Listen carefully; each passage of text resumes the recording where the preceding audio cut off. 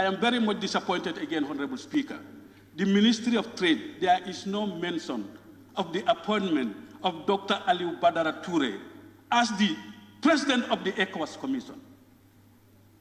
Dr. Aliou Badara Toure is currently the President of the ECOWAS Commission. ECOWAS Commission is the most powerful institution in West Africa. Dr. Omar Toure. Dr. Omar Toure, yes. Omar Aliou Toure. Omar Toure, yeah. Dr. Omar Aliou Toure. ECOWAS Commission is the most powerful institution in West Africa, and that is headed by a Gambian. And I want to thank the former Permanent Secretary of the Ministry of Trade, Demba Sisao, and also the current Foreign Minister, who had worked with his team, and we lobbied to ensure that this comes to the Gambia. This is an opportunity for the Gambia, and we need to celebrate our people. Honorable Speaker, and I want to urge the Ministry of Trade and Industry, regional integration, to have hourly programs over the radio stations to talk about the ECOWAS Commission. It is the Gambia that is leading that important institution. And Dr. Omar Toure is going to be the head of that institution for the next 4 years. And he has a cabin, and he is very lucky to have that cabin there. The former two ministers, finance ministers of the Gambia are part of his cabin. Ibu Koli, Abdul Koli, and also Mamburenjai is there, and we have our legal person there. And the head of the legal division of the ECOWAS Commission is also a Gambian.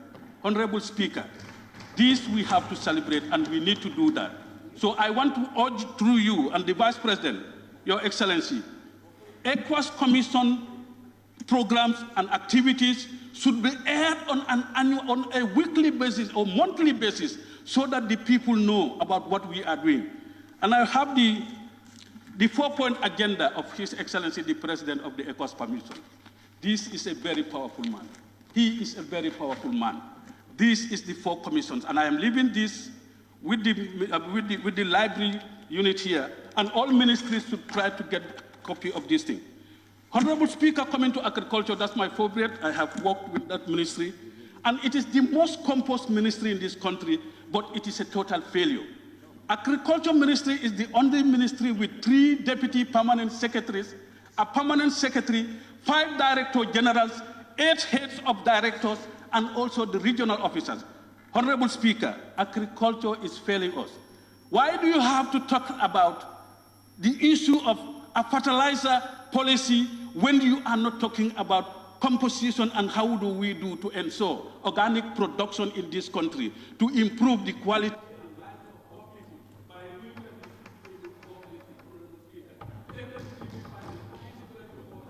Please, I beg, Honorable Speaker, I want to give you the highlight.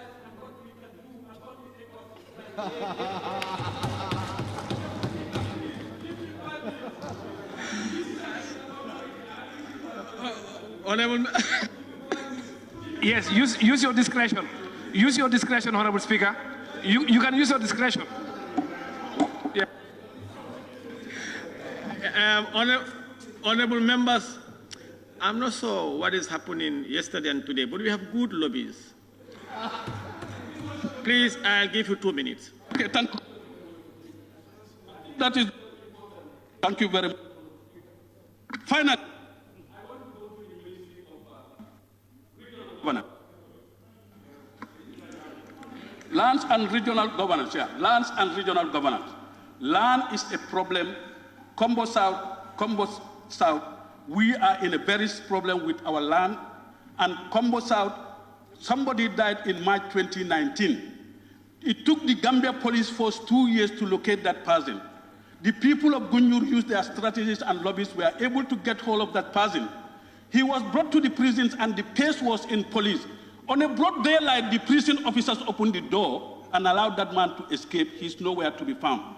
The boundary between Gunjur and Berending is, we are sitting on a time bomb. And I told you, the people of Combo South fought for the independence well before, in the 18th century. Fode Ibrahim Kabasila is the only person who fired guns at the British Empire to ensure that the people of Gunjur have their integrity and their peace, and that is why we will continue to do it. Berending was founded in 2019. A small boy from Kiang West cannot come and stay in Combo South and say he's claiming ownership of land in this country. Honorable Speaker, this is very serious. This is very serious, and it is something that the local government ministry has to work on. Finally, Honorable Speaker. Point of order. Point of order. There is point of order. Honorable member, small boy from Kerr. I want him to withdraw that statement. Honorable Speaker, Honorable Speaker. Honorable, there is the point of order. Honorable point of observation. Proceed. Point of observation. Come out, go ahead. Honorable Speaker, finally, the Ministry of Foreign Affairs is very silent on the deportation of Gambian young people from Europe. And I want him to tell us, why is this deportation taking place? A lot of young people are coming, and they are causing havoc in the neighborhood, because when they come back home, before they resettle, it's a lot of things. So I want the Ministry of Foreign Affairs to tell us, why is this deportation taking place for the young people of this country? And finally, the Constitution. Please, Ministry of Justice, bring this draft Constitution back.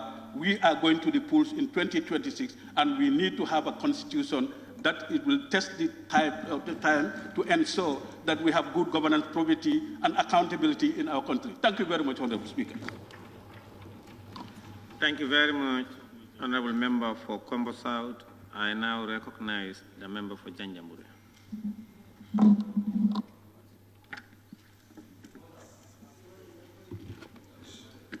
Thank you very much, Honorable Speaker, for availing me the opportunity. And also, I want to thank the Honorable, His Excellency, the Vice President, for being with us since yesterday, even though you have a busy schedule, and by extension to the ministers present. I also want to seize this opportunity to make my submissions with regards to the nation's address by His Excellency, the President of the Republic of the Gambia. And by extension, Vice President, I think all that we want you to do for us here is to help in extending our messages to the President of the nation, because we could have actually preferred to have him before us, to have that direct engagement with him as it has been prescribed in his speech. However, Honorable Speaker, I just want to look at his introductory, that is on page 4, number 1, and I read. I always look forward to my annual engagement with this august body because it offers us the opportunity to interact formally as a constitutional requirement and informally as fellow citizens and complementary partners in the cause of national development. We can agree that what is being enshrined in the Constitution, that is in Section 77, is for him to have that annual engagement with us.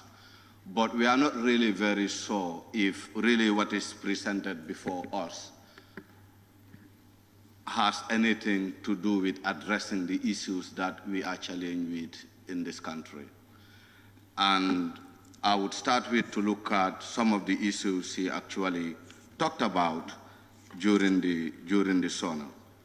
And also, I will try to limit my deliberations, more especially on the committees I represent. And to start with will be the Ministry of Agriculture, because this is one of the committees I am actually representing. I think a lot have been said around agriculture, and I wouldn't dwell much around it. But again, to still challenge the Honorable Minister and his lieutenants to make more efforts in ensuring that we realize food self-sufficiency. Last year, when we went for a tour, it was really disheartening. I said this last time here. Looking at the NEMA projects, the FASDA projects, they were total failures. Looking at those projects, what it entails in those projects was actually to address agriculture through youth and women. But again, if you make your consultations, you will realize that these two sectors have not been benefiting as required. And the excuses have been a director have died, been replaced by another director, and for those reasons, the projects cannot actually progress. Come now, we have what you call the Roots Project. We have not seen anything being reported by the President of the Republic of the Gambia with regards to some of those projects, considering the grants that are involved to execute some of those projects, because it's over $3 billion that are involved in some of these projects, and it seems we are not realizing anything. Currently, the Ministry of Agriculture is circulating some marketing materials, that is with regards to the mini grants, as to young people benefiting from it. And what I saw so far is the ministry dishing out $450,000 to agro-youth entrepreneurs, whilst in reality, all that they're giving to these young people is $150,000.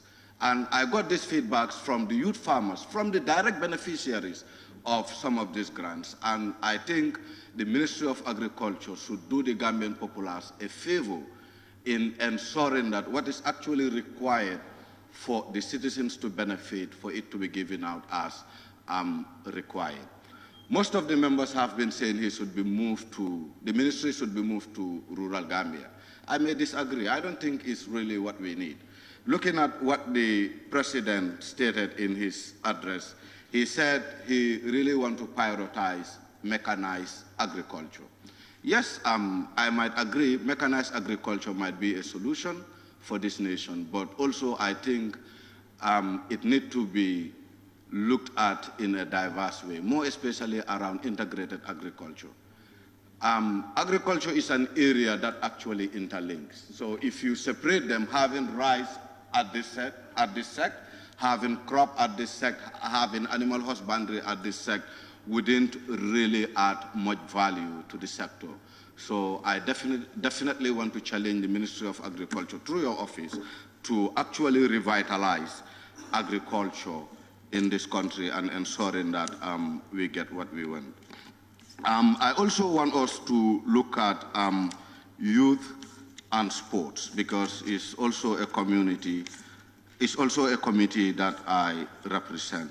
And with youth and sports, sometimes, yes, we would blame the Ministry of Youth and Sports for not doing much for the young people of this country. But then I think, or I want to believe that the political will or commitment is definitely lacking when it comes to promoting youth development in this country. So as such, I definitely want to challenge the executive to look at that particular sector, more especially separating the youth sector from the sports sector, because looking at the budget that has been committed to the Ministry of Youth and Sports, chunk of it will go to sports and then leave the development or empowerment of young people to be vulnerable. And I think these two ministries or these two sectors need to be separated into two ministries wherein we can realize progress in that particular sector. Under youth and sports as well, I also want to challenge His Excellency the Vice President to also look at the skill sector. I want to believe that there is a huge gap in the skill sector. Looking at what has been reported by the President, we have not seen any strategy that actually has directed to address some of those challenging issues. Even the deportation we're talking about. I want to believe that most of our young people who have been deported is for the simple reason that most of them didn't acquire the rightful skill in order to stay in some of these countries. And I think one thing we should be committed to is developing our youth for a career that can actually enhance development, not just in the Gambia, but globally. Also, with the same youth and sports, the President have talked about the development levy. And I think in 2022 or in 2023, if my mind can serve me well, over 100 and so million was committed to that levy. And the levy was meant to address recreational facilities for our young people. And since then, nothing has been done. And all that we have been hearing from the said ministry is the contractors have not been doing what was expected of them. It has been like a blame game as usual. And we want to challenge your office through the Ministry of Youth and Sports to actually look into some of these things, because as much as sports is developing in this country, I also want to believe that we need the needful facilities to actually give the young people what they need in our respective communities. If this sector, if they are not engaged by the government, by the rightful institutions, at some point they would definitely engage themselves, and that could lead to some negative factors in our development. Also, I want us to look at tourism and culture. Yes, we have been seeing agriculture and tourism have been the backbone of our GDP. But again, looking at what has been reported by the government, more especially with number one, it says the National Council for Arts and Culture is working with UNESCO as a regulation, that is page 34, as a regulation for National Endowment Fund for Arts. Yes, there are huge potentials around our culture and arts industry. But then I still want to challenge the Vice President, or I want to challenge the Ministry of Tourism and Culture to actually find time to do proper mappings, to actually identify what would be the taste and needs of both the domestic market and the international market, wherein these two can be merged to attract numbers in this country, not just numbers, but also high spenders to destination Gambia. And also in the tourism industry, I think as well we need some adjustments, more especially considering the way the TDA is being sold out to foreign investors. I think just recently, sometime last week, I was privileged to an interview with an investor in the Gambia who claimed to own Jarma Beach Hotel. But unfortunately, he is still fighting with others in order to retrieve back what he believes legally belongs to him, and nothing is being done. And this guy is going all over on social media, talking and coming up with different issues. And I think the Ministry of Tourism and Culture, through the Gambia Tourism Board, need to take their stand to address some of these issues. Because if we are committed to attracting foreign investors in this country, I think their interests also must be safeguarded. Not just as individuals, but also their investments need to be safeguarded. Understanding that other investors would always use such as a reference in order to be convinced to come in with their wealth to actually invest in this country. So I want to challenge the Gambia Tourism Board and the Ministry of Tourism to actually look into that. Product development is also one thing that the Ministry of Tourism need to improve on. We have the same product in this country. It has been the 3S since time of memory, sun, sun, and sea for destination Gambia. And when we say we're rich in culture, when we say we're rich in tradition, and so forth, but again, how much is being committed to actually invest in the product development of that particular industry, wherein the needful diversification can take place and also increase the number of visitors in this country. And okay, apart from the committees I represent, I also want us to look at the Ministry of Interior. We have been talking about security reforms in this country. And all that we have been seeing over the past is on workshops. And I also want to propose that we adjust on the reform strategies in order to achieve our target goals. A lot have been invested around this particular issue, but again, you see very little difference amongst our security apparatus, being it the police, being it the military, you name it. And the only time we can get a professional force is actually in adhering to the reform strategies. With Ministry of Justice, the TRRC recommendations and the white paper, I think the implementation need to be expedited. We have a lot of people sitting back there waiting for government commitment towards this white paper. But again, it seems a little is being done. It seems democracy in this country seems to be a lip service. And until we change our dynamics, some of these things can be addressed. Also, I would also expect that with the State of Nations address, would be looking at the NDP, that is the National Development Plan, and as well as the Sustainable Development Goals. But it seems almost each of these ministers just sat at their own leisure times to draft the precedent with a literature that would sound appealing to the general public. And it shouldn't be like that. It should be something that would actually showcase how this country can be transformed, rather than just sharing scripts that would just serve as a literature to convince the general public. On that note, Honorable Speaker, I beg to take my seat. Thank you.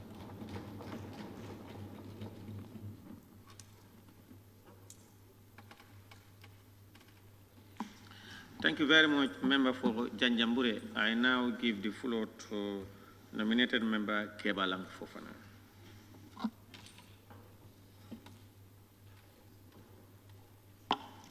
Thank you very much, Honorable Speaker.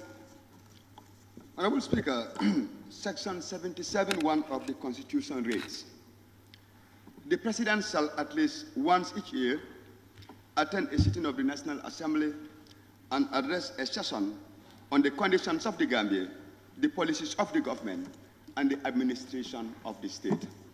So, Honorable Speaker, to start, I really want to commend the President and thank him for the fulfillment of his constitutional mandate, and equally recognize the presence of the Vice President and thank him for being here with us since yesterday and today as well, and recognize the presence of various ministers who've been here with us since yesterday and today as well.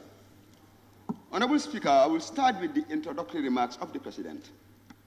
And to do so, I will refer you to page 4, paragraph 2 of the State of the Nation Address 2023. And with your permission, Honorable Speaker, I will read.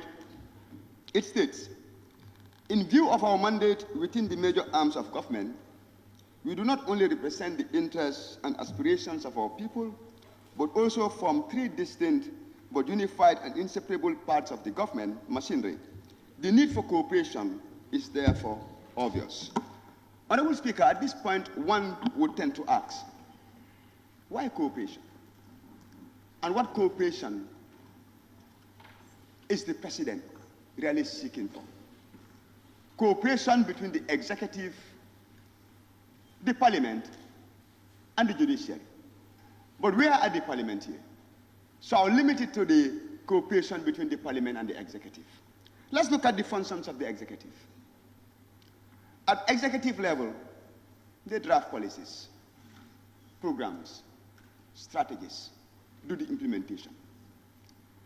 At the level of parliament, we scrutinize the government at every stage of what? Formulation, and at every stage of what? Implementation. We are the very ones who will scrutinize the budget and approve it. We are the very arm who will what? Legislate what? The laws. We are the very ones who will, at the end of the day, after the approval of those budgets and their actual implementation, audit reports will be conducted in accordance with the dictates of the Constitution. And those audit reports will be presented in front of what? Our committees. Honorable Speaker, what I'm trying to say here is a deeper cooperation is required if at all we have to move this country forward. I can stand here and say anything. Criticize the SoNA, criticize the government, talk about corruption, talk about everything. But where do I fit in the circle of scrutiny? There is nothing that the government will implement without the approval of this House. There is no single project that the government will implement without oversight functions carried out by this National Assembly. So now let us ask ourselves, Do we continue with the combative approach, or do we really go in on a proactive stand where each and every individual, each and every arm of the government will take up your utmost responsibility with one interest and let it be Gambia? And I strongly believe that that is a loaded message, and it is an obligation upon each and every one of us as National Assembly members to ponder over it and know that it is obligatory, because we all swear to what? To serve. Do I serve by only criticizing without performing accurate oversight and scrutiny? Or do I serve by bringing my expertise on the table, being critical where there is inefficiency, providing solutions where I believe alternatives can do better? And Honorable Speaker, at this point, to continue on those deliberations, I would like to, with your permission, make a quotation from Alexander the Great, where he said, remember, upon the actions of each depends the fate of all. Upon the actions of each depends the fate of all. So which means, at our individual responsibilities, at our individual stations, we need to discharge our functions to the fullest. We need to make sure that as National Assembly members, in cooperating with the government, it doesn't mean you have to sit here and hit on the table. It doesn't mean that you have to stand there and everything that comes, whether it is good or bad, you say no. It means that you have to be rational. It means that you must have this country at heart, and that should not be lip service. Honorable Speaker, at this point, I'll move on to the Ministry of Finance and Economic Affairs. The President did indicate that inflation is on the rise, and the effects of inflation is that it has reduced the real income of people. Now, when we say real income of people, we mean their purchasing power. We mean their command over units of goods and what? Services. We mean how much could they have bought yesterday from $5 compared to what they could have bought it for today. Honorable Speaker, that is a concern, and it requires concerted efforts. That's why we would like the Honorable Minister for Finance and Economic Affairs to give us some progressive reports with regards to certain monetary and fiscal policies which were pronounced in the SoNA of 2023, to know how the government is faring with them. Are there gaps? Are there changes in policies? And what can we do concertedly as a government so that we can change the figures? Because if you go out there today, we are all part and parcels of our society. We have a government to promote, and we have a people to lead. And we know, with the rising inflation, the cost of basic commodities, is skyrocketing. So, Honorable Vice President, since the Finance Minister is not here, in the 2022 SoNA, he did indicate the medium-term economic fiscal framework, which is supposed to commence in 2022 and last up to 2026. He did also indicate the Recovery-Focused National Development Plan, which is the RFNFP, which will start from 2023 to 2027. And all of these measures were there to stimulate economic growth and recovery. We really want to know how those measures are faring vis-a-vis the current inflation, rising inflation that we are witnessing. Honorable Speaker, on domestic resource mobilization, it is refreshing to read from the SoNA that domestic tax collection have increased by 5%? And also we are witnessing a 20% increment on custom and excise duties. And all of this can be attributed to the digitization process and the Asikuda wall, or the Asikuda plus that was introduced by the Gambia Revenue Authority. But, Honorable Speaker, there is no way that we can attain sustainable development without harnessing the full potentials of our domestic resource mobilization opportunities. Digitization should be across the board. It does not only reduce the human interface when it comes to collection of government taxes, but it promotes accountability, transparency, and it helps in the accumulation of our sovereign wealth. So, as a parliament, concertedly with the government, we need to make sure that we transcend and reach to a stage whereby the paper trail will be completely eliminated. And I believe, I did say it here last year, and I wouldn't shy away from saying it, that if we can tighten the knots and improve on the leakages in our domestic resource mobilization, there will be no need to go out there and secure loans. There will absolutely be no need. Because if we do a lifestyle audit and look at some of the junior staffs in some of these agencies, their lifestyle against their income, you really realize that there is a big gap. And that gap is existing because the status quo favors them. So, Honorable Speaker, we applaud the ministry for really introducing the digitization process. We also applaud GRA for the Asikuda Plus, but we are saying they can do more and they can do better for the interest of national development. Honorable Speaker, at this point, I will move on to agriculture. Since yesterday, a lot have been said. And having listened to the general observations, many of the obstacles expressed with regards to the Ministry of Agriculture are perennial problems. Unsustainable projects. We have people there. Honorable Speaker, the time is not favoring me. You know, we said they are the ministry with the highest number of degree holders in the country, but nothing is moving. Those are perennial problems from 1965 till date. Now the question is, what can we do as a people, concertedly, to move? Because our only hope today is on the productive base of our economy. That is agriculture.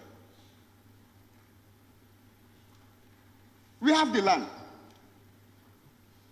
Our climatic condition is favorable.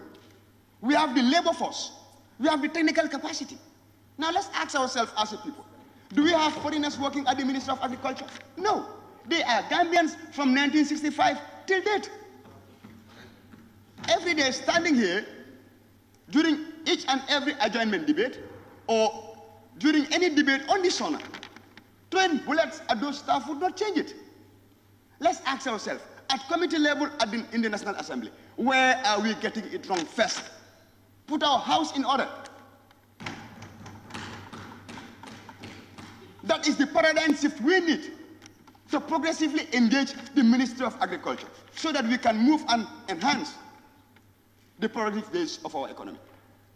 And to that end, I would really like to commend the ministry for coming up with the fertilizer plan and also making sure that this year the price of fertilizer have been reduced significantly in comparison to what it cost last year. And also, most importantly, the establishment of processing companies using PPP. This is important. As a nation, it's sad to say, but we don't produce anything apart from the natural water. Apart from the natural water, we don't produce anything.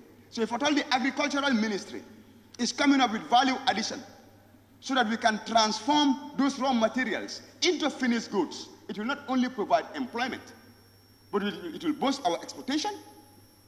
This will be really good for the recovery of our economy, and it will place Gambia on a new spot when it comes to our competitiveness. Honorable Speaker, Ministry of Water Resources, National Assembly matter, Fisheries, Water Resources, and National Assembly matters. It is reported that this particular ministry contributes almost 10% to... Point of order, Honorable Speaker. Point of order. Member Kebalang Fofana. Point of order. Your 3 seconds. There is point of order, but I'll give you 2 minutes. Point of order. I'll give you 2 minutes. Point of order. Can you please? Point of order. 50. Honorable Member for your Bintang, please Yeah. take your seat. Take your seat. Put off your mic. Yes. Yes. There's point of order by the member for your Bintang. Point of order 57 CB. Clearly reads. Any member making good contribution should be given extra 5 minutes. And the nominated member, so I suggest you give him 5 minutes. Honorable member for Fonyi Bintang, you are out of order. Nominated member Kebalang, you have 2 minutes.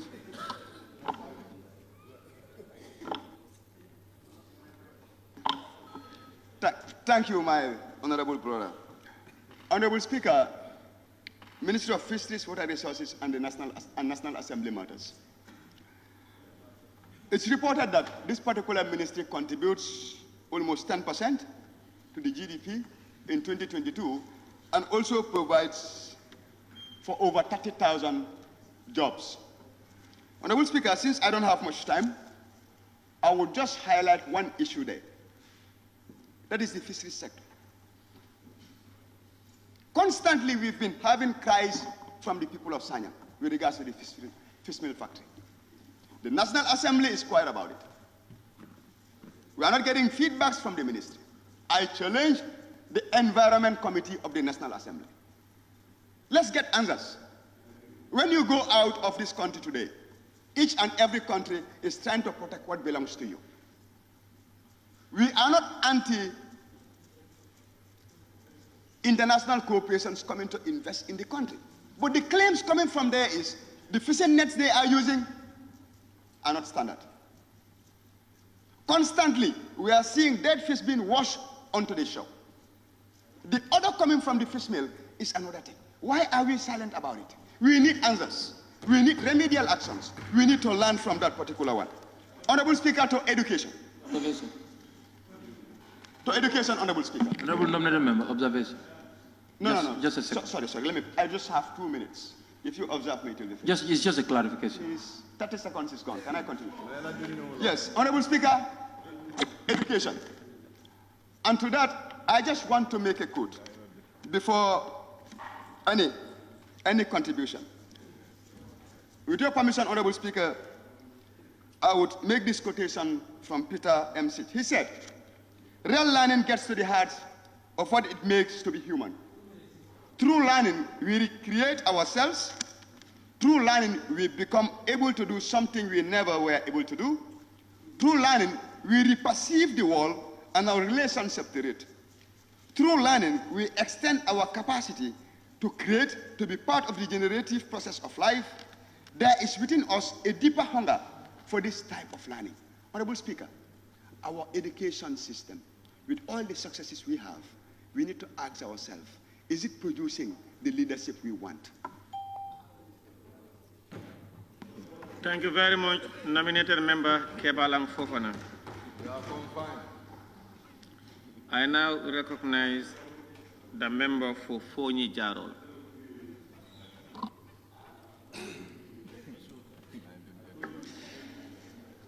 Thank you very much, Honorable Speaker, and may I also recognize the presence of the Honorable Ministers who are very much committed and dedicated to be here with us all these days. Like I always say, we are not, or I am not here to disrespect anyone. We are here to represent people. We are here to say things as they are. When I talk about the minister, I'm not talking about the minister himself. I am talking about the office itself. I don't have any country to call home other than the country called Gambia. And I want the best for the Gambia. And I want peace to reign in this country. I want all of us equal to the law. I want all of us equal to the national cake. Honorable Speaker, allow me to start first and foremost to wish the Vice President in his appointment good luck, and also to remind him of the late Vice President, a statement he made. Unfortunately, he passed away. And then this statement that he made was about urging his fellow ministers to be ready to work, and he is ready to say the truth. If anyone did not want that truth, even if they want, they can sack him. I think he said something like this. Unfortunately, he did not live to see the realities of what is going on in this country. We look at this country we call Gambia. Maybe based on politics, some will start saying 1965 to 1994, everything was going right. 1994, when we had a dictator, everything went wrong. 2017 to 2023, when we had the Democrats, I don't know where we are, whether it's wrong or right. But we had a statement that he presented here. After his speech, I got 3 calls from 3 different people. And then the interesting thing, 2 of them are affiliated to his party. And one, maybe his comment would be, he's an opposition. The 2 people who are affiliated to his party told me, Honorable, why are you people listening to that speak that every year is the same thing, we're not seeing anything? My reply to him jokingly was, I think it's your president, you voted for him. The opposition also mentioned the same thing. It is not wrong. Sometimes we would tend to blame the president, but this is written by the ministries or the ministers, given to the president to come and then present it here for us. If you look at this country, we're talking about the new constitution. It is as if the old constitution just fell from the sky. It is like, is it the old constitution that is holding the development of this country? Everybody is talking about new constitution, new constitution. I said these are just mere documents. They are not going to work in isolation. We have to change our attitude. We have to respect our offices. We have to make sure we serve the people who we represent, not about talking. Honorable Vice President, what I want to just highlight, why are we failing in the institutions? There is no equality within the institutions. The way they are treating staffs is totally unacceptable in our own country. So it is good that we have a labor bill that is coming to address a lot of issues. Like, if I go to the first topic, which is the economy, which we say relies heavily on imports for the consumption of basic commodities. What do we do to stop that? We still rely on Russia, Ukraine. I don't know next whether it's now going to be Casamance, Senegal, because for us, that's the problem. Since we cannot produce anything, we are just dependent. And anytime we become dependent, we become liabilities. This is what is happening. What are some of the activities that will improve our economy? Are we working to address those things? No. It is very unfortunate. During the election period, during the campaign period, some of us who they see as oppositions, they were visiting our communities. All they wanted to see us is just to fall out. So that maybe it's the party that wins. Is it about parties winning, or is it about competent people winning in positions? We should look at this. Campaign time, we have a lot of resources to give out to the people to ask them to vote for us. But after elections, we don't have resources to give back to the people. I am not an opposition to government. I am a critic of the government. We have to complement. There is no economy, no government that is able to provide employment for all its citizens. It's not going to work. And the ministers cannot work in isolation. Honorable members cannot work in isolation. The president has to depend on us to move this country forward. But if we are not united, if we don't see this country first before anything, we are nowhere.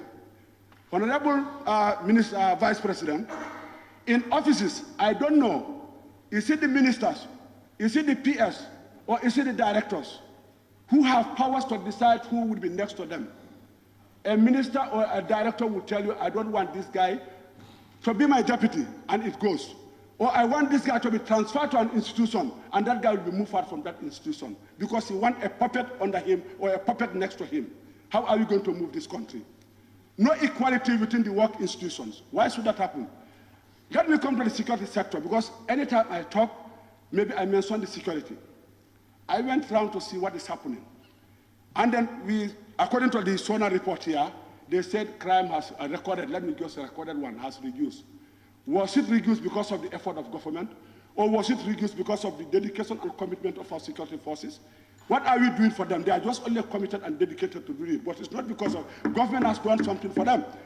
I remember when we had a debate here, we were promised to be given five vehicles to the securities. From Kalagi to here, no proper mobility or no proper vehicle within the security forces. And we expect them to perform well. Allowance is totally poor. I visited the PIU office. I visited some of these police stations on notice. Some they notice me because when I go now, I'm a public figure, they see me. They will call me, but I don't want to see for myself. I don't want to come and mislead anyone here. I will come and say things as they are. You like me, fine. You hate me, fine. This is about the Gambia. It's not about an individual. It's not about a party. I don't care where you belong to. Our securities are completely neglected. No allowances. I went there. How can the senior officers at the PIU head office be contributing to empty soccerways, to even to go and get firewood, to fill the vehicle to go and get them firewood for them to feed? Just go into the PIU there, go to other police stations and see how the condition is. And then we feel that security is very important. We are here. What is going to happen to us? Let's ask the securities to go home. If we feel that they are important, wherever they are, we are here. Why are we neglecting them? No mobility, no good allowances. We can go just to their sleeping place, their housing. It's all been neglected, and we want to move this country forward. I always try to define what leadership is all about. L will always stand for listening and learning about the people you lead. If you don't listen and learn from the people you lead, how are you going to work for them? It would be when you listen and learn, you will be able to engage the right people, and you'll be able to engage in the right activities that will provide something meaningful and fruitful to the people. And this is not happening. And when that happens, what would A stand for? When you engage the right people into the right position, you're going to achieve, and the deal will come forward, development. Our country missed almost everything. You look at the health sector. The SoNA here is talking about bringing 5 modern hospitals and whatever and whatever. When my old health center in Kalagi, 5 years, when I'm here, 1 year I'm talking, they took an ambulance away from us. Even up to now, they cannot even replace an ambulance to them. You go there, even no paracetamol within the hospital. When I say the president is laying foundation stones everywhere, did we approve all those stones that he's laying down? We did not. The one we approved for is incomplete, it's not even started. But the laying of foundation stone is going on. Who has laid that stone for the president? Let's take politics out. Because this you're saying that to please people, these are our people. I belong to Gambia, not Foni. And then our roads are there. Kamanga, that all these places will go to the work plan. Honorable is already in the plan. We will implement it. Nothing has been done, but stones are laid down during the campaign election for new projects. The old projects are neglected. But if you talk here, opposition, don't listen to him. Do you think that's the way that will move this country? Honorable Minister, again, I said the TRRC, not everything that was there. Yes, some are fabricated. I will continue to say that. Some are just based on maybe to how we can hate the former president. But some of the things are real, especially what led to the 1994 coup. The securities were suppressed. Feeding for them is a problem. You look at their diet, totally poor, and now they are thinking of deducting $500 from the soldiers. Honourable Speaker, point of order. $500. Honourable member, please take your seat. There's point of order from the member for all you know. Yes, Can Honourable you hear Speaker. your point of order? Under Section 29, subsection 1, strictly said you must restrict your intervention on the subject under discussion. And I think the member is going out of context.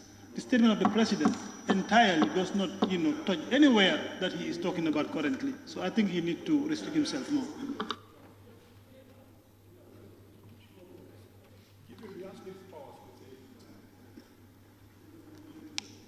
Point of order sustained. Honourable member, please confine yourself within the confinement of the State of the Nation's address, and then minimize your general knowledge intervention. Thank you. Thank you. I'll always be interrupted those people who are called they are part of the ruling party, but that will not stop me. I am here to analyze the failures. I think that's what I'm telling the Vice President. In analyzing what is leading to all these failures that we're talking about, you might see that it's outside the topic, but it's inside the topic. Because we have to evaluate things. That's what I am doing. That's why I have to define what leadership is all about. The idea is to evaluate and the art there is to engage. Honorable Member. No, they've killed my time. Let me allow finish it. Honorable Member. Honorable Member, please be guided by my rulings, please. They try to confuse me. Okay. Now, we go to health. He said 5 major standard hospitals all over the country. The 5 that we have, you go there, no paracetamol. And then now the 5 standard that you're going to build will have paracetamol. My own health center at Kalagi, nothing is there. If I say nothing, I mean nothing is there. People have to buy medicine to take it there. Even the nurses who are there cannot sleep in that place. The buildings are all spoiled. Why? And now we are talking about giving you 5 standard. Where are we going to get it? Now it's like we now to neglect everything that was owned by the previous government. Like just as we are talking about the new constitution, the anti-corruption bill, means now we can continue corruption until when the anti-corruption bill is around. There are no laws that are there to protect us. We have to change our attitude if we want to see this country. We have to see this country first. Let's say things that are affecting the development of this country. Not about coming to defend a party here. My party is the Gambia. When it comes to election, I belong to a party for my people to vote for me to represent, because that's what the Constitution says. Then I must come from a party. If you deny my party, I go for independent, to come through the independent to be here. Campaign time, a lot. But when it comes to after the campaign now, some communities will not see you. You have laid your stones there already. They are waiting for you. Next campaign, you'll find them there. So what I want to say here again, you look at the fisheries. 30 million every year by the European Union. They don't give things free there. 83 million lancings. And then another 30 million. So is it when you add the total figures, landing, lancings and other things, you got about 148 million. This 148 million can do a lot to create jobs for our people.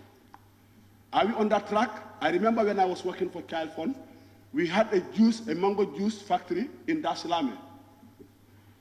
So if an NGO is able to produce that, what will stop ACREC from producing that one?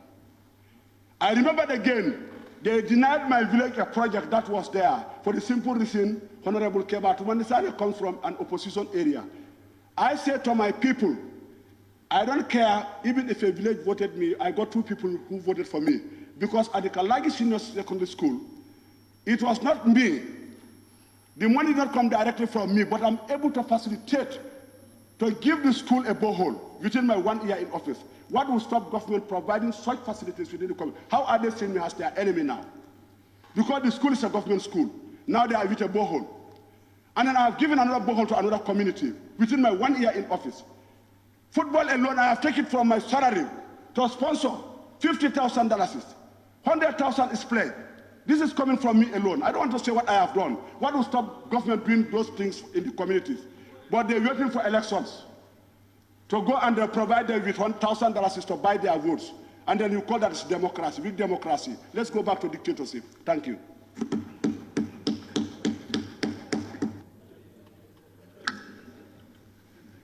Was I so? Thank you very much, Member for Fonyi Jarol. I now give the floor to the member for Latikunda Sabiji. The member for All Yundum constituency. Thank you so much, Honorable Speaker. First of all, we are running on time, 15 minutes for the debate.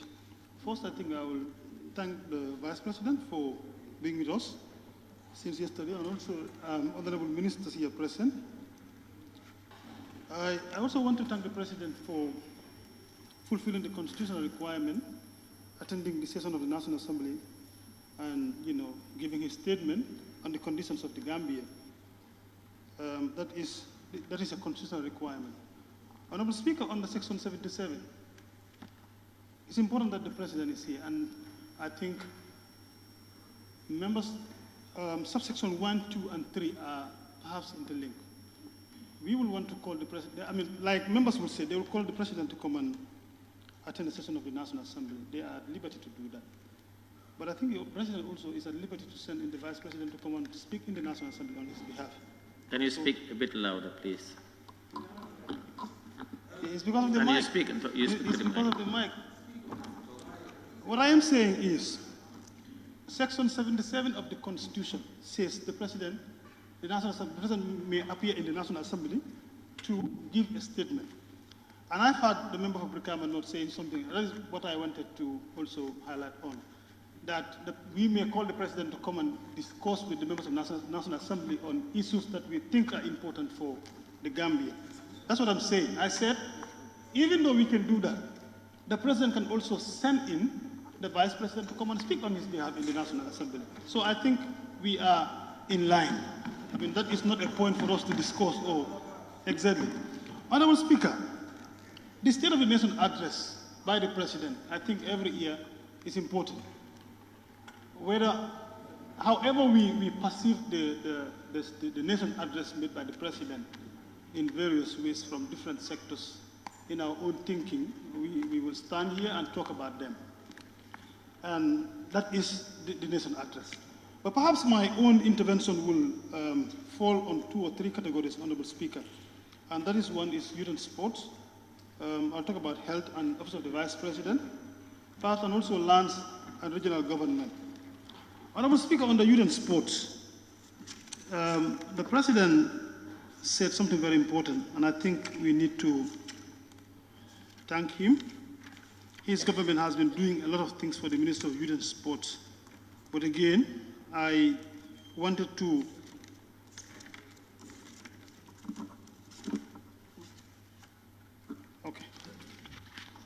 I wanted to say this in quote. In sports, the Gambia is doing very well in various competitions. Football, athletics, beach volleyball, and martial arts are typical examples. I congratulate all our sportspersons and officials on their success. The under-20 football team most notably inclusive. The government will remain solidly supportive of the sector. Honorable Speaker, the Minister of Youth and Sports, for me, I think is perhaps one of the most important ministries that we need to empower as a National Assembly. This ministry is neglected, and I think the failure for this ministry to advance sports in this country is the failure of this National Assembly, because we are not allocating them enough resources for them to do what they're supposed to do. Whatever the case, that is my point. We need to be able to give them money. Sports is lucrative. We have seen our neighboring countries, Senegal and all other countries, how they are thriving in sports. What is stopping this National Assembly from providing enough resources for that ministry to enhance sports in all areas so that our young people can take on sports and be able to get, the actual revenue that they deserve? Honorable Speaker, we cannot neglect sports. We cannot neglect sports. And I think the president, the government of President Adam Barrow, when he comes into power, we have seen the support that he has started rendering to sports, especially the national team. But that is not the only area. This National Assembly must stand up and ensure that we provide enough resources for this ministry. We can do a lot in sports and earn enough revenue to be able to work in this country and develop the Gambia. We can do that. The Independence Stadium has been here for 30 years. We have been using it. This current government, invested almost $100 million in the Independence Stadium. And I think that is commendable by the government. But we have to improve more. One thing we can do is we allocate resources for this ministry. We can support the young people. That is the only way we can develop as well. We can touch other areas, but we cannot neglect the Minister of Youth and Sports. For me, that is an important area that I have to talk about, and I think this National Assembly, whenever we have failure in that ministry, is as a result of this very National Assembly. We have to be able to provide enough, allocate enough resources for this ministry to empower the young people. That is us. We cannot just leave it like that, leave the ministry neglected without giving them enough resources, and yet still we start calling names to say the ministry is failing and they are not doing what they are supposed to do. let's please consider that. Honorable Speaker, on the health, under the President's statement, he has done a lot on the Ministry of Health. A lot also has been left, but we thank the ministry for doing enough work. A lot of things are still pending, but like the President said, that they still wanted to construct 5 more state-of-the-art hospitals within the country. I think we commend the government on that, the President on that area. One way we can also do, I think I have to lobby in this area. My constituency is, it's a big constituency, and I think we don't have such a facility within the Greater Banjul area where we are. We have land. We can always accommodate that state-of-the-art hospital in our constituency. Our people definitely need that. Before you build a state-of-the-art hospital in an area where you have, let's say 15,000 people, I think it's better for you to construct the state-of-the-art hospital in an area where you have a huge population where they can make the best use of that facility. I know the minister, when the time comes, will consider that, and they will be able to identify an area that is more suitable for that. Honorable Speaker, on the office of the Vice President, under the statement of the President, I have not had. Last year we had disaster, and the support that the government is supposed to render to the people, especially within my constituency, Nema Kunku, Jabang, I know they are doing something, but we wanted to hear a lot more, because the people are still waiting. They wanted to, be supported. The rainy season is coming again. What are the plans ahead? What is the Office of the Vice President doing? How do they want to support them? Those things need to come as well, because I know the government has a lot of plans, but these plans need to be outlined for us to understand so that we can translate this to our people as well. Honorable Speaker, on the lands and regional government, one of the key areas that is affecting our lands within the Congo is the emergence of the estate agencies. And I think this is, doing a lot more harm. The minister is here. We'll want to hear, what are the things happening within the area? Because for me, I think estate agencies are doing a lot of harm. They are not doing what they're supposed to do. What are the legal, requirements for estate agencies to start, selling lands within our area without having all the legal terms with the government? What are the things in place for us to know? Because it's important for us to, they are, taking a lot of resources from our people, telling them that they are going to sell lands to them, and these things will not materialize at the end of the day. So these are parts that we also wanted to hear from the statement. Perhaps they are not here, but the Vice President can say, elaborate a lot more on this area for us to understand. The statement for me, Honorable Speaker, is apt. The President mentioned a lot of things that I think are in line. It depends on the way we perceive it as individuals, as politicians. But Honorable Speaker, I want to say this. Even if we are having failure in our government, I think I'll put the blame on the technicians. The technicians are not doing what they're supposed to do. Why are we taking the blame as politicians when the technicians are not doing the right thing? But also, why are we sitting watching the technicians when we have powers to sack them from what they are doing, or at least move them from where they are? We cannot be taking blames for the work of somebody who is working in the government and being paid by taxpayers' money, and yet still we are taking blame for their responsibilities. This must end. We must stop it. We must stop that. This government is a government for everybody. So you cannot be part of the government, and then you don't want to serve that particular government that is paying you in the name of, what, democracy or what, job security. We cannot be taking those blames. I know the ministers are politically appointed. They are trying their best, but the technicians are behind them to support them. Whatever comes to this National Assembly by the President is given to the ministers by the technicians. Does it fit for purpose? We ask the technicians. So I think, Honorable Vice President, we need to consider that. We cannot only look at technicians as staffs of the ministries or in the civil service, but we are taking blame for their responsibilities. How long are we going to take that? So I think it's important for us to look in that area and ensure that we have a vibrant civil service, people who are committed to the job, who are committed, who are loyal to the state, and are prepared to work for the government. It's important for us to get that. Any other person who is not doing that is not fit in the government. And I think we need to consider, Honorable Speaker. On that note, Honorable Speaker, I would beg to take my seat. Thank you. Thank you very much, Member for Olyundum and Deputy Majority Leader. I now give the floor to the Member for Latikunda Assembly. Thank you very much, Honorable Speaker, for giving me the floor. I commend the Vice President and all the other honorable ministers who are presently here. I also commend the President for fulfilling his constitutional obligation, even though there are consequences if you disobey the law. Honorable Speaker, I think I will start from the draft constitution. Honorable Minister, I think it is high time the government of the Gambia to bring this draft constitution to the National Assembly for us to adopt. You see, what we fail to understand as office holders is there is life after every office. Today, as I'm sitting here, I've seen former permanent secretaries who are now ministers. I've seen former governors who are now ministers.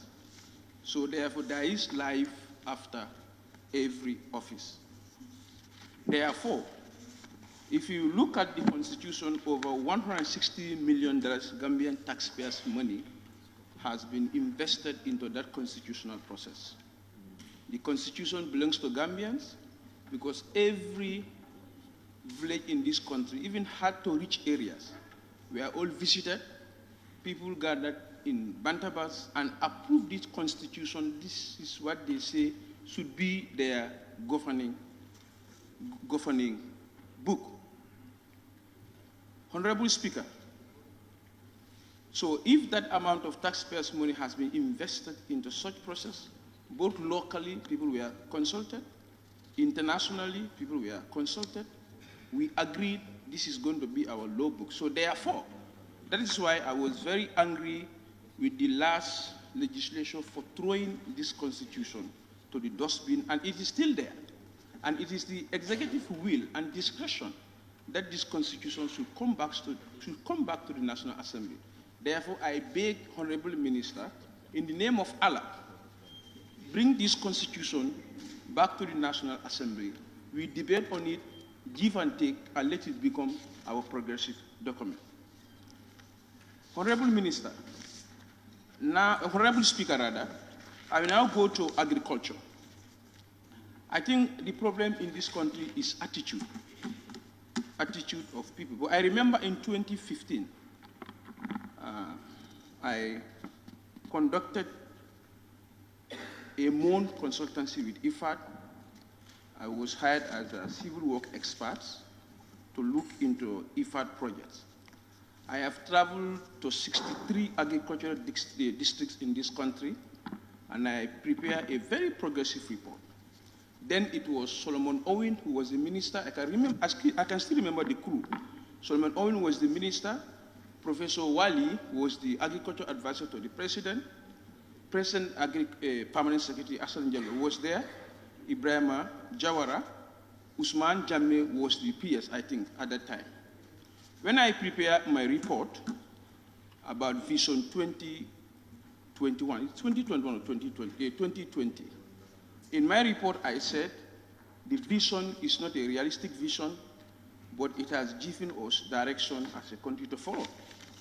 When the report was, because the report was flashed to IFAD and the government of the Gambia, the permanent secretary then called me to his office, and the minister was there, Solomon Owens.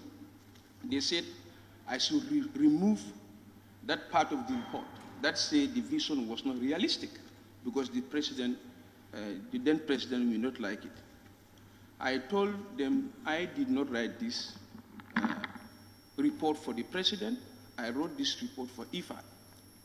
This is just for your retention and for your copy. And I told them, I think President Jammeh wants to know the truth. Because why I say it was not a realistic vision, before I write the report, I asked for documents so that I can guide myself. They couldn't produce me any documents, but they want me to write the vision was realistic, so to please the president. So it's the attitude of the people. That is why this country is not moving an inch. So for agriculture to develop, people need to revise their attitude and let's take our country issues very seriously. Honorable Speaker, with regards to fertilizer issue, I think the government of the Gambia, especially the minister and those working at the DGC, should stop to interfere into the procurement and supply process of fertilizer. Because if you look at it, 80% of our fertilizer bleeds outside this country to Senegal. Who bleeds outside this country are the people identified to sell this fertilizer. So, the Honorable Minister, I will also tell you, in the name of Allah, don't interfere into the procurement process, don't interfere into the supply process of fertilizer. We go to credit facilities.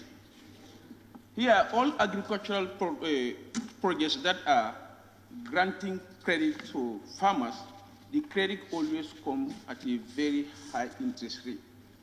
For us to help our farmers, the best thing we can do is to give them credit facilities at a very, very, very minimal interest rate. But if you don't do that, these credits will never be utilized into purpose. Honorable Member for Latikuna, are you reading? I'm not reading. Please. Who should ask me, are you reading? Somebody should raise a point of order. Please sit down. No, no. Okay, please sit Somebody should raise a point of order, not you, sit to down. tell me, are you reading? Okay, sit down. These are just simple. Okay, please sit down. Take your seat.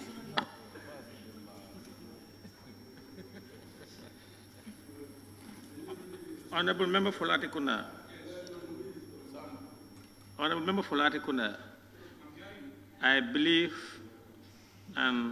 all members who have mastery or knowledge of the standing order, I'm in order to draw any member who is out of order, or any other member can also call the member to order. If you don't know that, you should try to look at some of these provisions.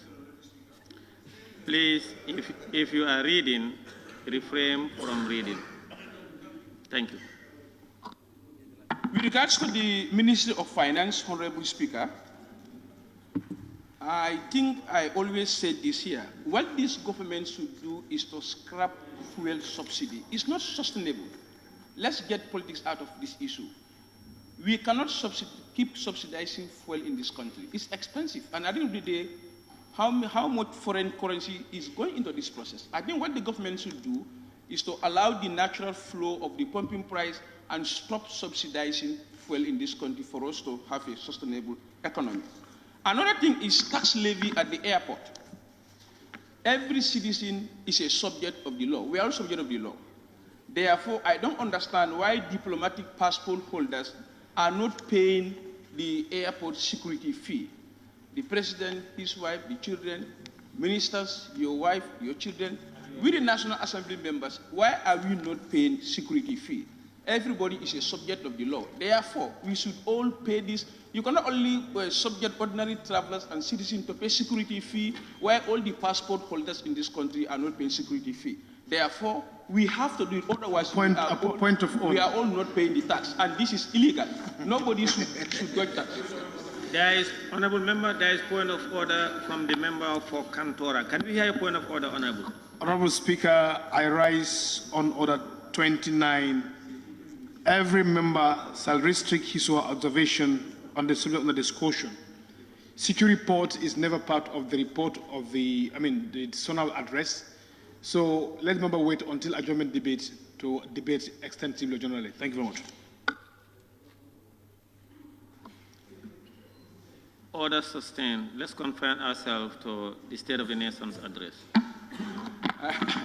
I cannot wait for adjournment debate. Honorable Speaker, going to the Ministry of Interior, the biggest threat to the unity, peace, and stability of this country is the police deliberate and the reckless interference into the investigation processes. Myself, a woman made an audio insulting a particular tribe. I took it upon myself as an initiative. Point of order, Honorable and Speaker. took the police and took the the next point of order. We are going to stop this session, but I'm not going to say that. This is the last point of order I'll accept, okay? Point of order.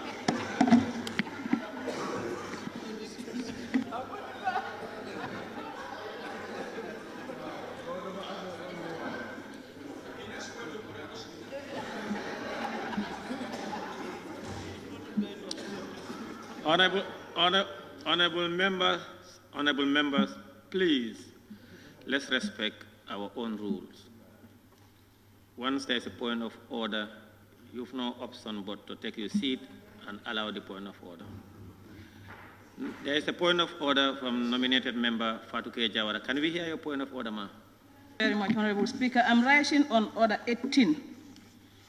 Any member deviating from the standing order may be immediately called to order, and the member is deviating. The lady that made audio is never part of the speech of the SoNA.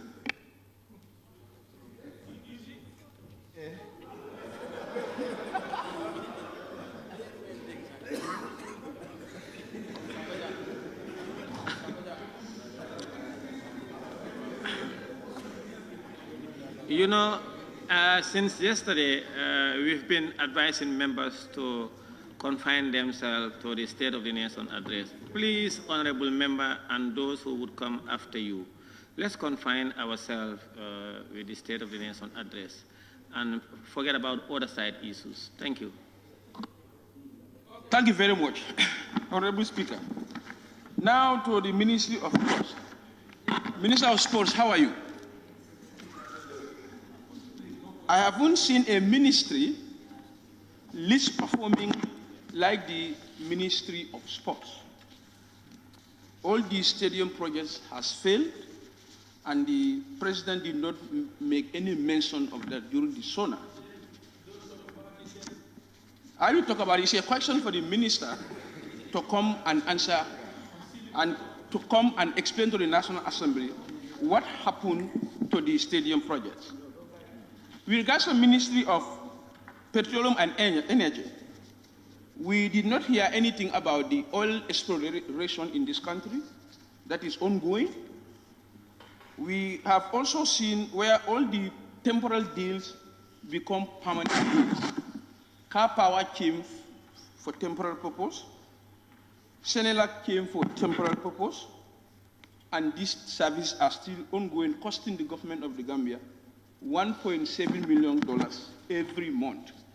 I think it is high time we look into ourselves and make sure our energy is sustainable from ourselves or within the service of the Gambia than taking everything from Senegal. Ministry of Works. The president has laid foundation for several road projects, which I will call unfunded, because I will qualify it to be a funded project if they were approved by the National Assembly or they are in the 2023 budget. So I don't know why the president with the entire government architecture, waste fuel, time, and lay stones, foundation stones that are not funded in 2023. I need the Minister for Works to also explain that. Ministry of Defense. Minister of Defense, what Gambians want to hear now is the status of the security sector reform, the presence of why do we have the continuous presence of ECOMIC, and why do we see foreign forces occupying our land for the past 7 years. We also want to hear how will the defense sector soldiers contribute to agricultural productivity in this country. I told this National Assembly last time, we are not prepared for war. We cannot fight war. We can only prepare our soldiers for agricultural productivity and to help us. How do they also contribute to getting government projects so that we are going to finance these projects at a very minimal rate. Can I observe? The Ministry of Point of order. Education. Can I observe? Point of order. Honorable Speaker. Yes, point of order. From this school, I told you this, that was my last point of order. I'm going to sit down. I'm not going to sit down. Honorable Member Fatou. Education, Honorable Speaker. This. Sit down. Take your seat, please. There is point of order. Honorable Member Fatou, please let's respect the rules. Honorable Member Fatou.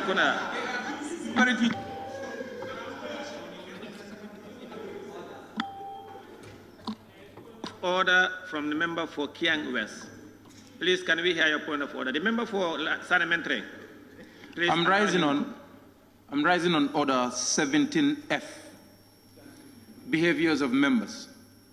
While a member is speaking, all members shall be silent and shall not make unseemly interruption. And continuously members are interrupting, making noise or at every corner while he is speaking. I think it's very undone. Thank you very much. Order sustained. Members, please, let's allow him to contribute so that we can proceed. And others also, once you take the floor, members will be able to listen to you. Member Fatou, please continue. Thank you very much. On the OIC projects, Ministry of Works, I think the only successful project is the Batil Highway. This is why we should make sure we remove politics out of development. You see, when we initiated OIC, Lamin Sane left CEO because they say he was UDP. Bandin Silla left Honorable, because they say he was UDP. Honorable Member, take your seat, please. I am not going to take my seat. Honorable Member, please. I am not going to take... Yeah, please sit down. I'm not going to sit... I'm going to interrupt you. Yes, please. Yeah, please wait. Honorable Member, please, I have advised that members refrain from mentioning names of persons or individuals who cannot and will not have the opportunity to defend themselves in this parliament. That is out of order. Please proceed, continue. Okay, thank you very much. The OIC projects failed because 8 members resigned who initiated the institution from scratch, resigned from that institution because of their political affiliation. That is why the OIC has failed. That is why we will never host the OIC because people there are incompetent. We go to the hotel project.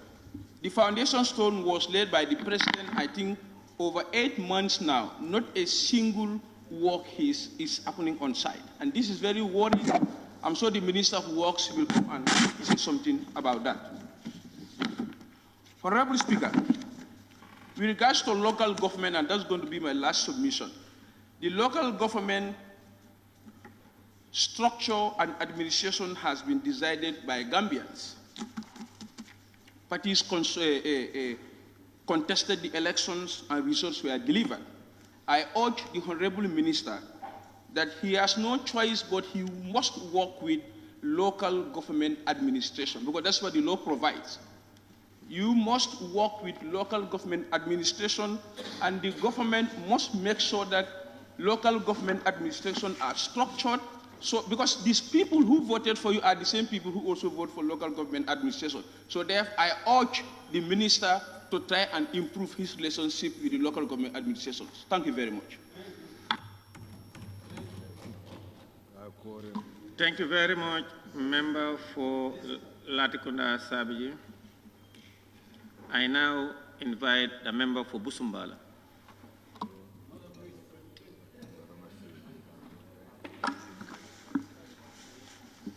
Thank you very much, Honorable Speaker. May I recognize the presence of the Vice President and Cabinet Ministers here present. Honorable colleagues, I salute you all. Honorable Speaker, I will start my intervention at the concluding remarks by the President, where he preached unity and peace. Honorable Speaker, the President in the statement did emphasize on peace and unity within members of this National Assembly. Honorable Speaker, peace and unity are very sacrosanct. It is important that we have within and amongst ourselves in order to advance the development of this country. Honorable Speaker, but this peace and unity cannot be realized if we bent on partisan consideration that takes the center stage of our national interests. And we have seen an ugly face of that in this assembly. Anytime you rise to make an important motion based on party lines, people try to distract you. Honorable Speaker, I therefore reiterate that the President's call for that peace and unity should be strengthened by all members in this August Assembly for us to have a development that we desired. You cannot have that peace and unity if the members of the National Assembly bent on bullying one another. We cannot have that peace and unity if the leadership of the National Assembly is biased. We cannot have that peace and unity if there is preferential treatment within the members of the Honorable Member for Busumbala. All right, thank you. There is a point of order, but you are also reading. That's out of order. Nominated Member Kerr Fofana. Nominated Member Kerr Fofana have a point of order. Please go ahead.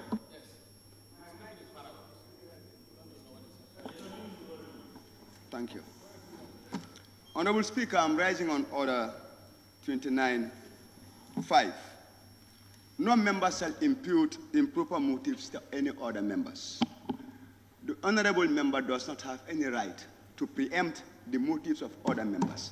They have the right to his opinion, and equally they have a right to their own opinion. So, Honorable Speaker, I kindly seek your indulgence to tell him to withdraw that statement. In fact, no, Honorable Minority Leader saying people are biased and telling, can I land? You are leaders in the Assembly. Telling National Assembly members that they are will explode here. Order. People, he's not referring to people here. Order, please, order. Minority Leader, Majority Leader and Minority Leader, please help to maintain decorum. If you have any different opinion or orders or any observation, you may raise your constituency tag. The point of order raised by nominated member Kebalang Fofana is sustained.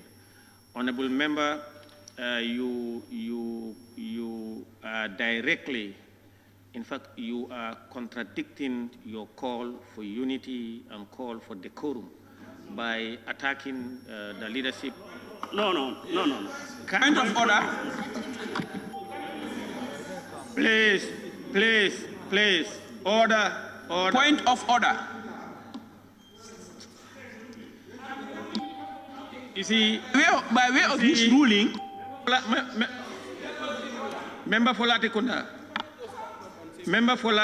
Sabiji, time and time again, I have been appealing on you to read the standing orders of the National Assembly. Of your ruling, you are also dividing of order. You are disrupting the proceedings. I'm not disrupting, Honorable Speaker. Don't put off your mic again. Don't put on your mic again. If you want to rise to a point of order and raise your tag, and don't put your mic on, please. Don't put your mic on. I appeal that members read and acquaint themselves with the rules of procedure and the standing orders. Please. You can't stand to a point of order when there's a point of order and I'm making my ruling. Please. The member for Busumbala, please. Point of order raised by nominated member Kerr and Fofana sustained. And please, let's focus on the State of the Nation address and avoid personal attack. Please, in the interest of decorum and time. Thank you very much, Honorable Speaker. Honorable Speaker. There's point of order by the member for Latikunda.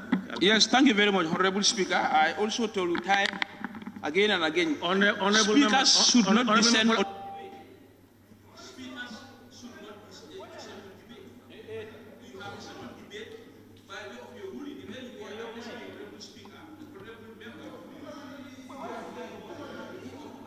I switch off your mic because you are not given any permission to talk. You rose to a point of order, give us the order number, read the clause or section, and tell us why you are standing to a point of order. If you have a point of order, please go ahead, sir. 26. Read it. 26K. Yeah, read it, please. Speaker. No. How about if I read off head? 26K. Doesn't mean when I'm reading, I have to look at it. Yes, go ahead, 26K. Go ahead. Speaker, he is misleading us. There is no 26K. No, 26K. No, don't mind him. Please read 26.4. No. 26.4. The Speaker shall not take part in the debate before the Assembly. Member for Latikunda, read us 26K. No, he said 26K. I changed my mind. Sit down. 26.4. Sit down. Take your seat. Honorable member for that. Honorable member, sit down. Honorable member for Latikunda, you are out of order. Member for Kiang West. Right. On the order I'm rising on is the order that has been raised by honorable member. The honorable member did not say we cannot have that unity because the National Assembly authority is biased. He said if, let's be very, very careful with this step. He said if. Thank you. If we keep bullying each other and if the authority is biased. So if it's there. So I think we need to be very careful with statements. Honorable member, thank you. Please, don't make statement. No, I made ruling on this order. Member for Busumbala, please. I still maintain my position. We cannot have... Honorable member for Busumbala, please, take your seat, please. Please. You asked me to proceed. Yeah, there is point of order. Please sit down. And I appeal to members, once I do ruling, I don't want members to go back to the same point and be defiant. Please, let's respect the ruling of the Speaker. If I make ruling on a point of order, you must abide by that. Please. That's the rule of procedure. Please, honorable members, for the interest of decorum, let's abide by the standing orders. Please. Member for Olindu. Honorable Speaker, I wanted to refer them to Section 20 of the Standing Order. That's the responsibility of Speaker for order. The Speaker in the Assembly and the Chairman in any committee shall be responsible for the observance of the rules of order in the Assembly and committees respectively. And his or her decision upon any point of order shall not be open to appeal and shall not be reviewed by the Assembly except on a substantive motion. I think the ruling of the Speaker stands on any point of order raised by any member. Once the Speaker ruled, that is the point. Unless if you are throwing our standing order outside and then want to challenge the decision of the Speaker sitting on the chair. So I think we need to respect that. Thank you. Thank you very much, member for Olyundum. Your point of order sustained, and members must acquaint themselves with orders of the National Assembly. Member for Busumbala, please continue your contribution. Thank you very much, Honorable Speaker. Just trying to nurture and foster the calls for the President's unity, and I praise that we adhere to it. Thank you. From there, I will proceed to various ministries. I will start with the Minister of Defense. Honorable Speaker, the President's address regarding the Defense Ministry did indicate that there is this treaty, armed trade treaty, that the Minister of Defense intends to table before this assembly. I would encourage, once this treaty is before us, we give a due consideration to it, as it is going to, seek to eradicate all illicit trade of arms and also control the proliferation of small arms in this country. I will also go to the Minister of Interior. Honorable Speaker, the Minister of Interior, in the President's address, he indicated that the Minister of Interior did register a significant progress in terms of crime reduction, that the crimes being registered at our police stations compared to the previous years is significantly reduced. We therefore thank the members of the Interior, that's the police force and other security services, for effectively taking part in combating crimes within our territory. Notwithstanding, the numbers that are registered at our police station cannot be used as a yardstick to determine whether the crime is in reduction or not. There are so many domestic violence that are happening in the Gambia.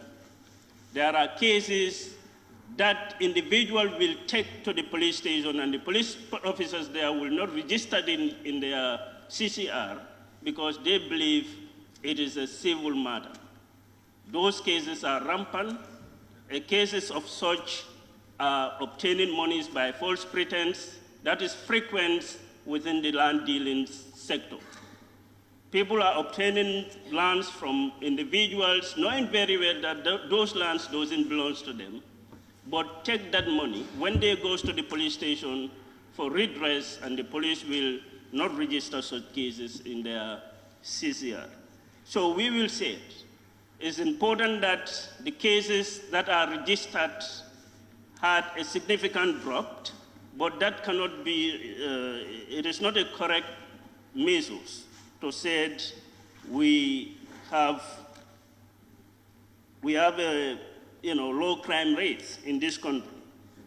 We have cases, like I said, that are not registered, and the government in the Interior Ministry should be able to double their effort to make sure that they look into those crimes also, so that to give us, the populace, a befitting and correct statistic of crimes in this country.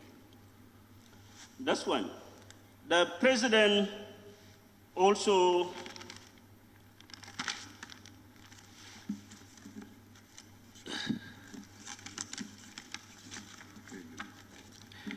the President also made mention of, if I may read, Honorable Speaker, the Minister of Interior, in partnership with the International Organization for Migration, the Gambia, with the funding from the Switzerland, Federal Department of Foreign Affairs has launched the Assisted Voluntary Return and Reintegration Capacity Building Project for the Gambia. This, I have a reservation, Honorable Speaker. As far as I know, the returnees that are landed in this country, most of them came not voluntarily.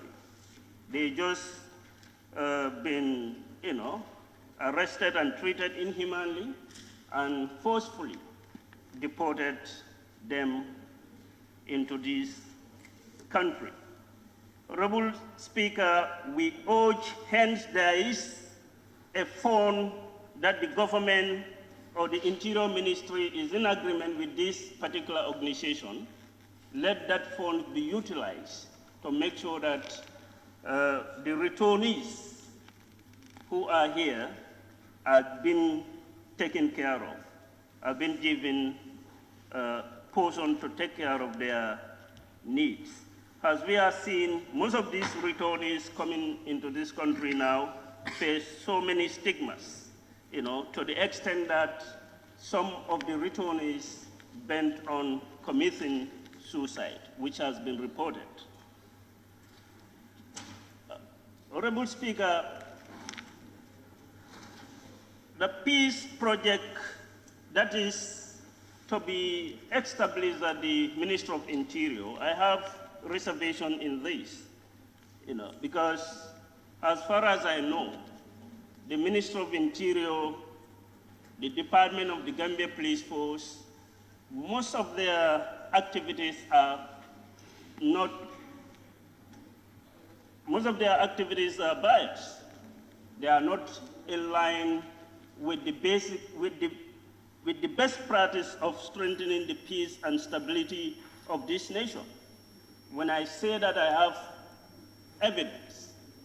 There are several occasions the police will invite citizens of this country who are believed to be in other political party, detain them for over 72 hours, restrict their freedom of liberty, and after the case will not go because there is no evidence.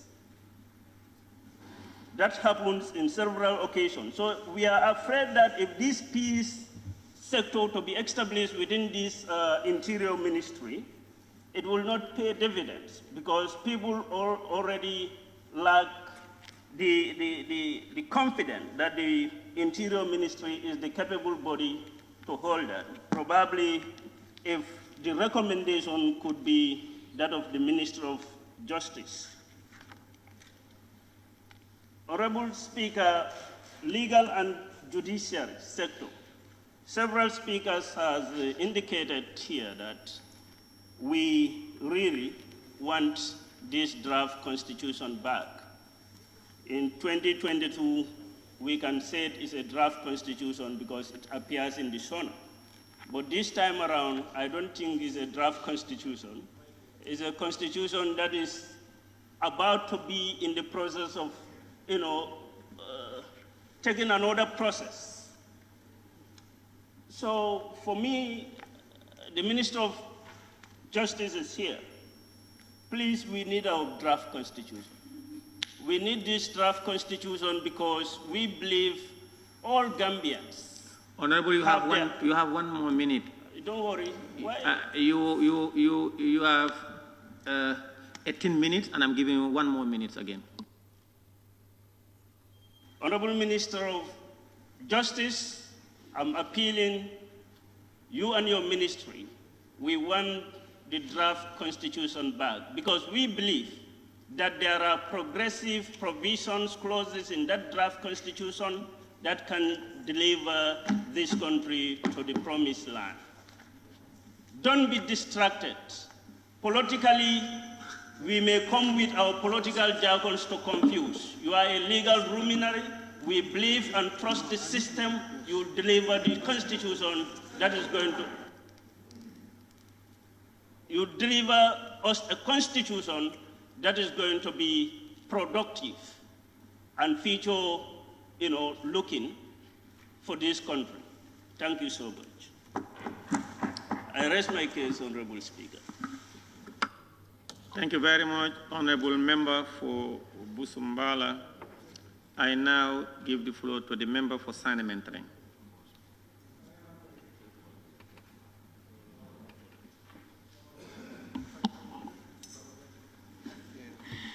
Thank you very much, Honorable Speaker. I'll acknowledge the presence of the Vice President, Your Excellency, the Honorable Ministers, the Permanent Secretaries, and the Deputy Permanent Secretaries, the media, And of course, thank you very much, the honorable members, for being here with us, the honorable ministers, and Your Excellency, the Vice President, for almost 2 days, for fulfilling your constitutional mandate. Just to go straight to the point, Honorable Speaker, I've gone through the State of Nation address, and there are some observations that I've done already. And just to start with Section 2, the Finance and Economic Affairs, with subsection 6, and if you may permit me to read, Honorable Speaker, with less attention of COVID-19 infrastructure, development activities resume and will remain a priority. And I'll go straight to the last paragraph, or the last sentence, which reads, as the country prepares to host the OIC summit by December this year.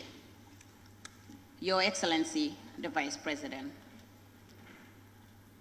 could you kindly tell us how prepared is the Minister of Finance, since the Minister is not here, or through you, if the Minister of Finance could kindly tell us how prepared they are that they'll be able to host this summit by December this year, by telling us the areas, or the areas that are completed for the project and the areas that are not completed, just to be sure that they'll be able to host this year, this December. Honorable Speaker, going to subsection 9, the last sentence, which reads, government will strengthen domestic resources mobilization to finance the RF-NDP. Your Excellency, the Vice President, could you also elaborate and tell us how this can happen? And to subsection 10, an International Monetary Fund, IMF, team visited the Gambia to conduct a diagnostic exercise of the country's governance and corruption vulnerabilities. The mission commended by administration for the progress achieved so far, especially for bringing various legislations in line with the best practices and shared useful observations with us. Your Excellency, could you kindly, through you, that the Minister of Finance, to also give us an evidence of the areas that the IMF had shared their observation. Moving on to section 3, which is the agriculture, subsection 2, to provide examples of such undertakings, and national fertilizer policy has been formulated and validated, and the development for a strategic plan is at an advanced stage. Could you tell us at what advanced stage, and please elaborate? And moving on to page 15, subsection 1, Honorable Speaker, which the last sentence again, in addition, a defense strategy and implementation plan funded by the UK were completed in October 2022. Honorable Speaker, Your Excellency, through you, could the Honorable Minister tell us clearly, this UK, the UK, is it the UK government, or there is an institution or somewhere who funded this project, and on what basis? Was it on loan basis? Honorable Speaker, moving on to page 16, subsection 5, which reads, subsection 6 rather, which reads, significantly too, the Minister and GAF will maintain close collaboration with other security agencies to ascertain a safe environment for every person in the country. Could you tell us, Honorable Minister, through the responses for Your Excellency, the Vice President, could you tell us the percentage of medication available for these services, the medical services, and at what level are they supporting, or the scholarship, or are they scholarships? Moving on to section 6, the fisheries, water resources, and National Assembly matters, subsection 1, which reads, Honorable Speaker, the fisheries sector is a key contributor to the Gambian economy, accounting to 10% of GDP in 2022 and providing direct employment to over 30,000 people. What percentage are women and their employment units? Could you please provide us, Your Excellency, with that information? And then moving on to subsection 3, the ministry is investing in the artisanal fisheries value chain to alleviate post-harvest challenges with funds from the EU government Sustainable Fisheries Partnership Agreement. On what basis? Was it on loan basis or was it a grant? Could you kindly provide us, Your Excellency, the Vice President? Moving on to section 7, which is the Gender, Children and Social Welfare. Subsection 2, on program implementations, the Women Enterprise Fund. Could you kindly provide us with an information where it listed the 628 women groups? How was the selection criteria? What were the qualifications that gives them the power to be receiving this Women Enterprise Fund? And what percentage was paid and how much was the balance not settled yet? Your Excellency, the Vice President. Subsection 3, the Sahel Women Economic Project, Empowerment Project rather, which is at its preparatory stage, will be implemented throughout the country from 2024 to 2026. The project is to economically empower women and girls through entrepreneurship and level skill trained. It also supports in-school girls to complete grade 12 and women to access relevant information and reproductive health services. It is a World Bank funded project. What would be the qualification for this support to avoid partisan? What qualification will the recipients of these donors or this support, what will be the qualification in order to avoid being partisan? When we move on to basic and secondary education, section 8, subsection 2, specifically early childhood and development and enrollment increase from certain number of people to certain level. Is there any plan in place for these students who will be graduated in the near future from these schools? Is there any plan that more factories or offices whereby we will be able to create employment for these youths who will be graduating from these schools? And for Allah heaven's sake, Your Excellency, the Vice President of the Gambia, could the government build factories where in our fruits, things like mangoes, we're just throwing them away because we don't have factories to make them juice. At least, I think this could have been a better idea to build up factories of such so that at least that can also create employment for youths in order to achieve the number of employment that you said your government said they will be creating for the youths of this country. Moving on to subsection 12, through the partnership, or through sub-partnership, 2,597 new classrooms. I am still appealing if more factories or whatsoever could be created for the youth of our country to avoid them having, ghettos, brewing attire, or smoking yamba or cigarettes. At least they could be useful to this nation. And I know some of these peoples or some of these children or youths are very useful children who could be very useful to their parents at homes. Honorable Speaker, moving on to Section 10, Interior, the Minister of Interior, in partnership with the International Organization for Migration, the Gambia, with funding for Switzerland Federation Department of Foreign Affairs, has launched an assisted vulnerability return and reintegration capacity building project for the Gambia. Effect when? Your Excellency, the Vice President. Moving on to subsection 5. there is a decrease of the number of crimes recorded in third quarter of 2022. It decreased by 12.6%.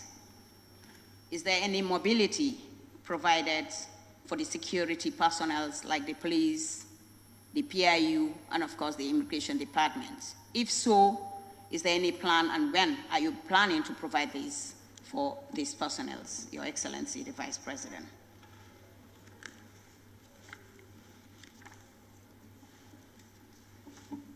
And to the youth and sports,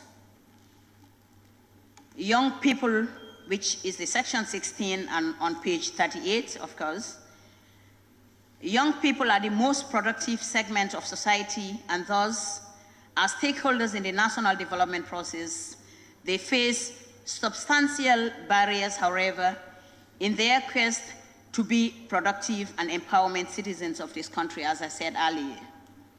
I think the President needs to revisit this paragraph and think the same youths mentioned in the SoNA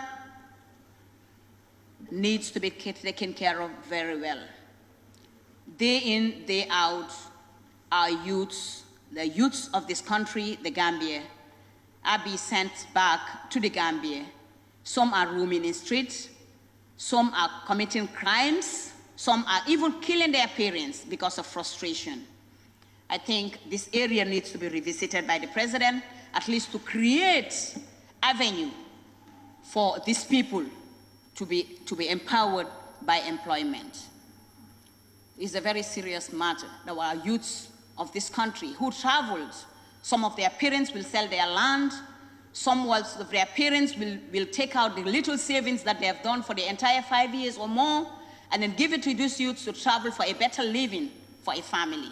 And yet they are bringing them back to the country. And some are still roaming in streets. I think we need a better solution for these people so that they can be fruitful in this country. Your Excellency. And on Office of the Vice President, Honorable Speaker, from the commencement of NAFA in 2021 to date, a total of 16,957 extremely poor households from the 20 poorest districts across 825 communities in West Coast Region, LRR, NBR, CRR, etc., URR, have received bi-monthly payments of $3,000.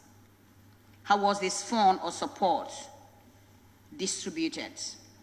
What was the qualification and what was the criteria for this qualification to be supplied or for this support to be given to different households as stated in the SoNA?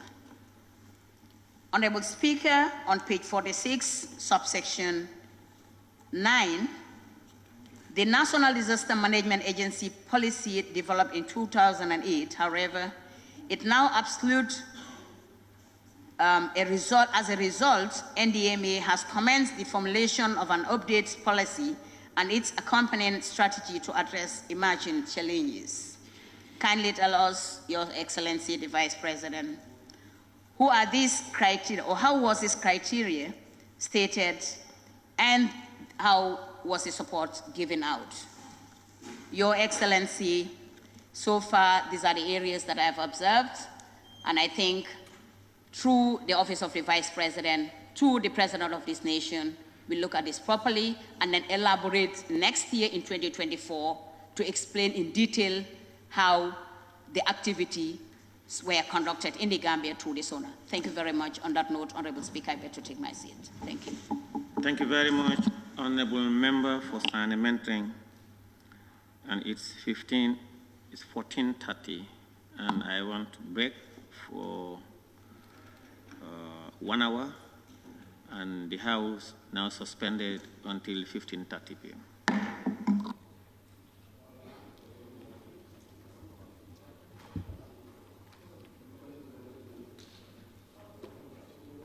Microfinance is becoming an increasingly popular mechanism for poverty alleviation, especially for developing countries around the world. This microfinance service adheres to the principles of Islam as a form of social responsibility. SoNA Islamic Microfinance is the Islamic microfinance of choice in the Gambia, trustworthy and reliable. At SoNA Islamic Microfinance, we provide savings products, current accounts, financing products in conformity with Islam. In addition, SoNA Islamic Microfinance also offers local and international remittances, takaful fund, management of zakat, management of awqaf, trading and investment, and building of strategic partnerships to bring financial services to the doorstep of the poor with donor projects, madrasas, youth organizations, women groups, and farmer organizations. Make a choice with SoNA Islamic Microfinance today. For more information on SoNA Islamic Microfinance, call 377-2151 or 9832-151 or visit SoNA head office at Tipa Garage, Bakote, or visit any SoNA branch located countrywide near you.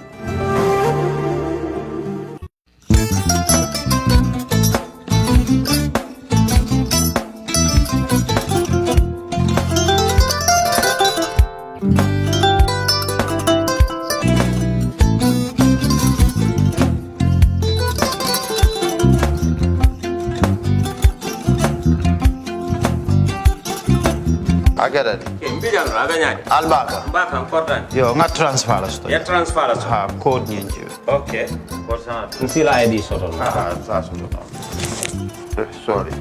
Agada. Mbijan bro. Albaka. Mbaka. Bara Allah service o tariya. Ah, bare mo ki janna nun kunu bara tariya. Ah, jannom yona forest de bureau. Gambia tonkon na no mbali ya bere. Ha. Birim koyna fo kato. Bari si kodo kino kato nim fo bolong blabe to. 56 branches mola soto Gambia ja. Ha? Ha. Gambia kono ani Gambia bantala bankol. Nko kodo kiya bere. Kodo sifa fo falindiro fo nyaadi lafta memmen na kodi to poto nin kodi maraw. Jannom number 1 ti nyonta. Andum fana nata anoda enterprise sotale. Wolam nyindi ko domorol fana kol fana be firale de dadi ma ni domorol ni fana beteata. Gambia dawda yalo nga kumfa kendol sotale je. Ha wo moyo diat ha. Apelenta baraka ba. Ni lafta nyelen kendol e bina. Yalo bukani la ko la baraka ba. Yalo ndel chosano lo. Baraka.